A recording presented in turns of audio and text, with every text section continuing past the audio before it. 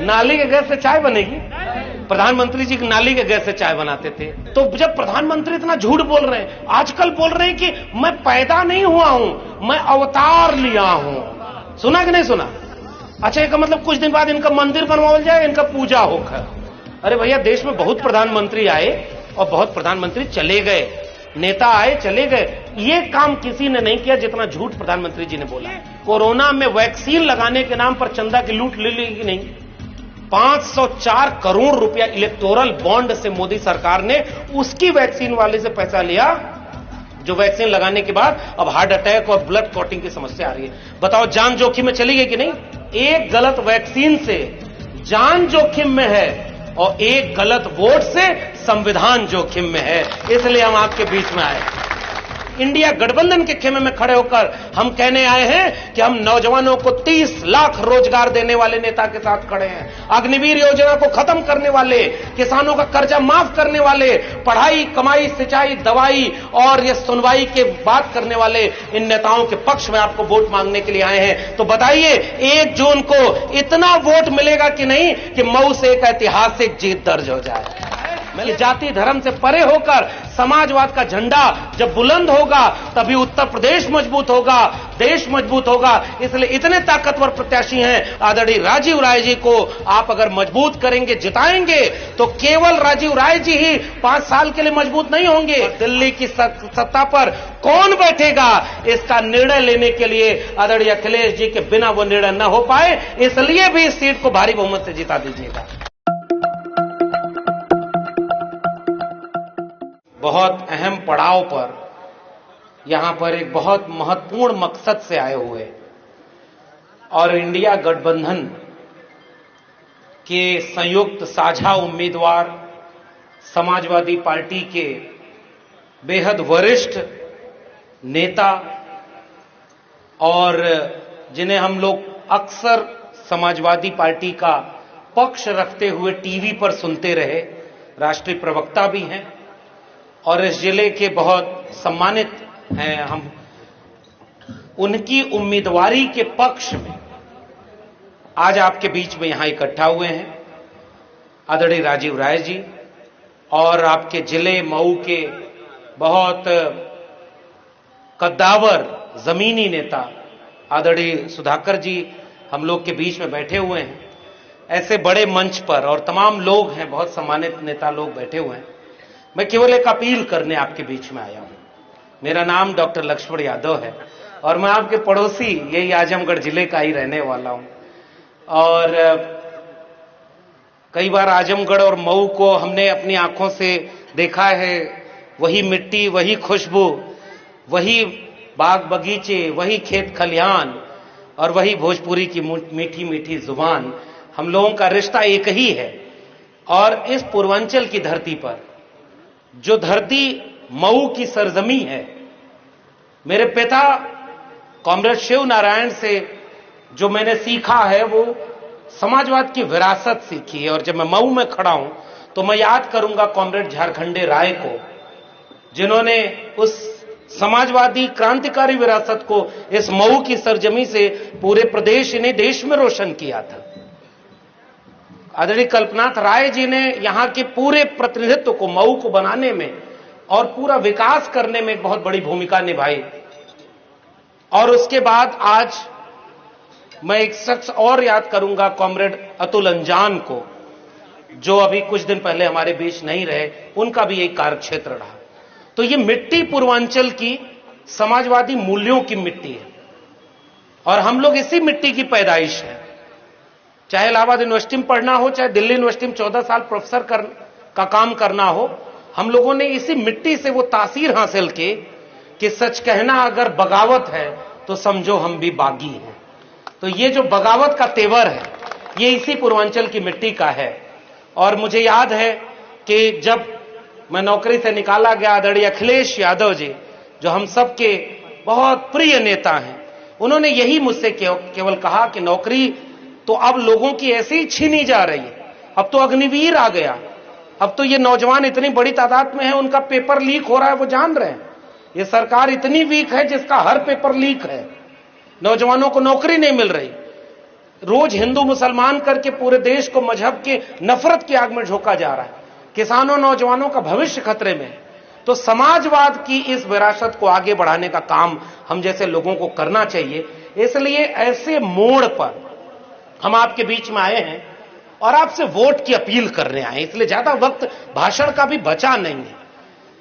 हम सब के प्रत्याशी, इस साझा गठबंधन के प्रत्याशी, और गठबंधन से केवल एक दो बात कहूंगा आपके सामने कि क्यों हम इनके पक्ष में आए हैं, क्यों हम इनके समर्थन में खड़े हैं, क्यों हम समाजवादी पार्टी के लिए वोट मांगने आए हैं, क्यों हम कह रहे हैं कि बीजेपी को हराना आज देश को बचाने के लिए कितना जरूरी बन गया है। और इस बात को इस मुल्क के हर व्यक्ति को समझना होगा कि आज जब 10 साल जिस सरकार को काम करते हो गया, 10 साल बाद देश के सबसे बड़े ओहदे पर जो प्रधानमंत्री बैठे हैं, उन्हें अपना काम गिना करके वोट लेना था। यानी वोट मांगना था कर्म पर, और वोट मांग रहे हैं धर्म पर। बताइए ये कहीं से जायज है क्या? आपको जो वादा किया था वो पूरा करके आपको वोट मांगना था, और आप कह रहे हैं मंगलसूत्र छीन ले जाएंगे, भैंस छीन ले जाएंगे। आजकल सुना है आप लोगों ने भैंस खोलने वाला? कह रहे हैं सपा और कांग्रेस सरकार बन जाएगी तो एगो भैंस द्वार खोल ले जाएंगे लोग।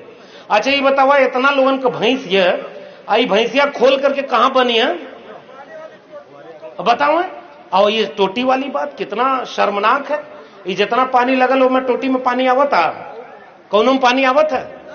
तो अब की 4 जून की ऐसा टोटी बटावे आप लोगन कि पूरा बीजेपी साफ हो जाए और समाजवाद का झंडा पूरे देश में लहराए। एक अपील हम आप लोगों से करे आए, और वो अपील केवल इसलिए करना है, इसी घोसी के उपचुनाव में मैं, चूंकि वो शख्स यहां बैठे हुए हैं, इसलिए मैं एक लाइन में वो जरूर जिक्र करूंगा।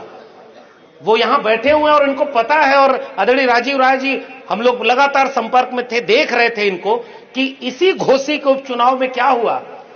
कौन नहीं उतर गया था यहां पर उनको हराने के लिए।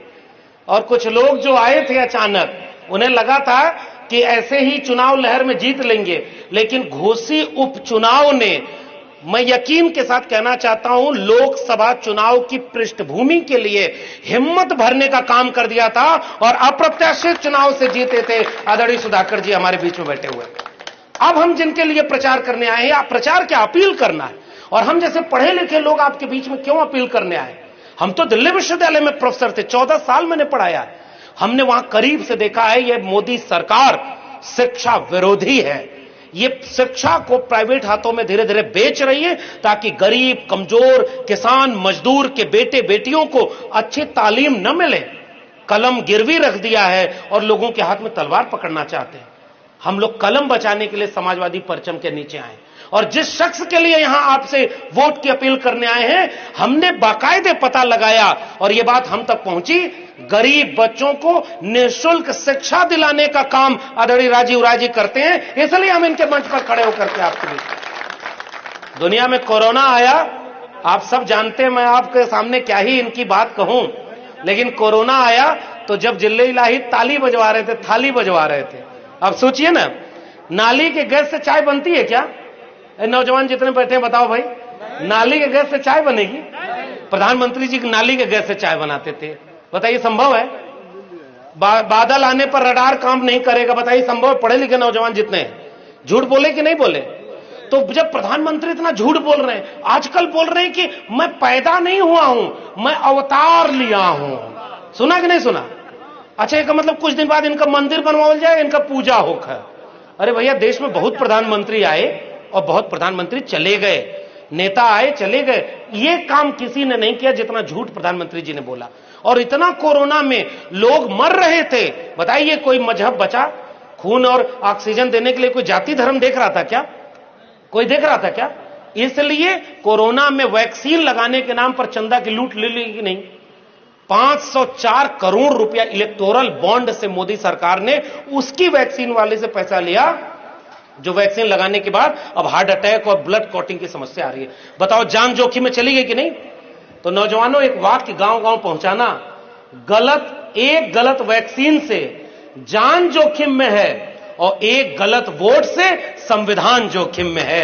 इसलिए हम आपके बीच में आए। अगर एक वोट गलत पड़ गया तो ये लोग कह रहे हैं कि हम संविधान बदल देंगे। बताओ मऊ के लोगों संविधान बदलने वाले को वोट देना चाहिए क्या? कभी उनको एक वोट गलती से भी मिलेगा क्या? हम समाजवादी खेमे में खड़े होकर, आदरणीय अखिलेश यादव जी के खेमे में खड़े होकर, इंडिया गठबंधन के खेमे में खड़े होकर हम कहने आए हैं कि हम नौजवानों को 30 लाख रोजगार देने वाले नेता के साथ खड़े हैं, अग्निवीर योजना को खत्म करने वाले, किसानों का कर्जा माफ करने वाले, पढ़ाई, कमाई, सिंचाई, दवाई और ये सुनवाई के बात करने वाले इन नेताओं के पक्ष में आपको वोट मांगने के लिए आए हैं। तो बताइए 1 जून को इतना वोट मिलेगा कि नहीं कि मऊ से एक ऐतिहासिक जीत दर्ज हो जाए? मिलेगा ना? और उस कोरोना में क्या आप लोगों को बताने की जरूरत है?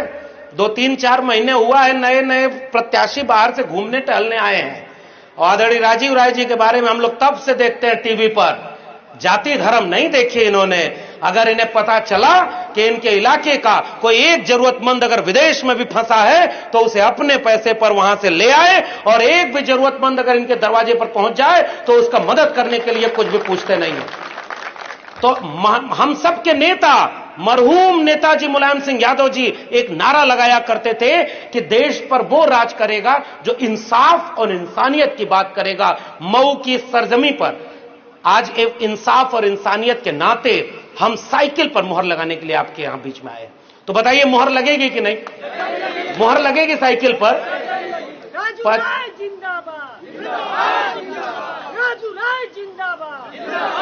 अब जिंदाबाद तब होगा जब आपकी केवल सांसद नहीं चुनना है।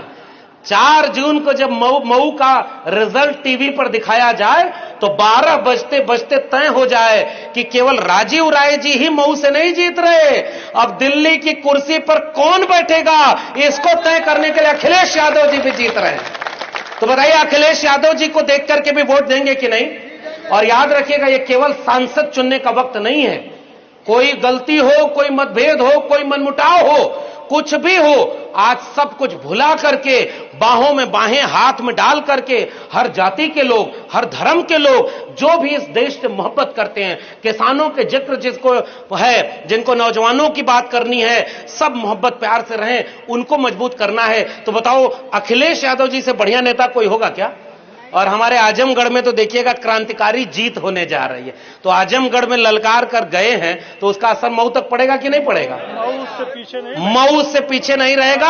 और आपने यहां पर कह दिया, आपके भरोसे पर मैं चाहता भी यही हूं कि आजमगढ़ और मऊ में कोई बंटवारा हम मानते भी नहीं, मऊ आजमगढ़ से भी ज्यादा वोट से जीत जाए, हम तो ये दुआ लेकर के आए।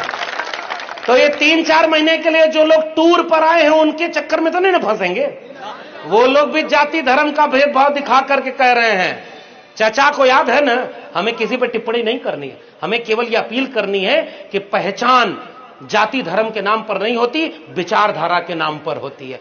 कुल्हाड़ी का साथ देने के लिए कुल्हाड़ी जंगल में जाके कहने लगी कि मेरा साथ दो लकड़ियों, क्योंकि मेरी कुल्हाड़ी में जो लकड़ी लगी है वो तुम्हारे ही बीच की लगी है, तुम्हारी जाति की लगी है, तुम्हारी धर्म की लगी है। और जंगल की लकड़ियां अगर कुल्हाड़ी का साथ दे दी तो जंगल साफ हो जाएगा कि नहीं? इसलिए लकड़ी पहचानना इसलिए नहीं कि वो मेरी जाति का है, मेरे धर्म का है। समाजवाद का मतलब होता है कि जाति धर्म से परे होकर समाजवाद का झंडा जब बुलंद होगा तभी उत्तर प्रदेश मजबूत होगा, देश मजबूत होगा। इसलिए इतने ताकतवर प्रत्याशी हैं। मैं केवल अपील करके अब अपनी बात को खत्म कर रहा हूं। आदरणीय राजीव राय जी को आप अगर मजबूत करेंगे, जिताएंगे, तो केवल राजीव राय जी ही 5 साल के लिए मजबूत नहीं होंगे, अखिलेश यादव जी भी मजबूत होंगे। और दिल्ली की सत्ता पर कौन बैठेगा इसका निर्णय लेने के लिए आदरणीय अखिलेश जी के बिना वो निर्णय न हो पाए, इसलिए भी इस सीट को भारी बहुमत से जिता दीजिएगा। इसलिए केवल यही अपील करके बहुत धन्यवाद दूंगा मऊ के उन तमाम साथियों का और आयोजकों का, क्योंकि इस समय 1-1 मिनट कीमती है आदरणीय प्रत्याशी जी का, इसलिए ज्यादा वक्त नहीं लूंगा और यही बात खत्म कर रहा हूं। और 1 जून को ऐसा बटन दबाइएगा कि 4 जून को उसका ऐलान हो जाए कि अब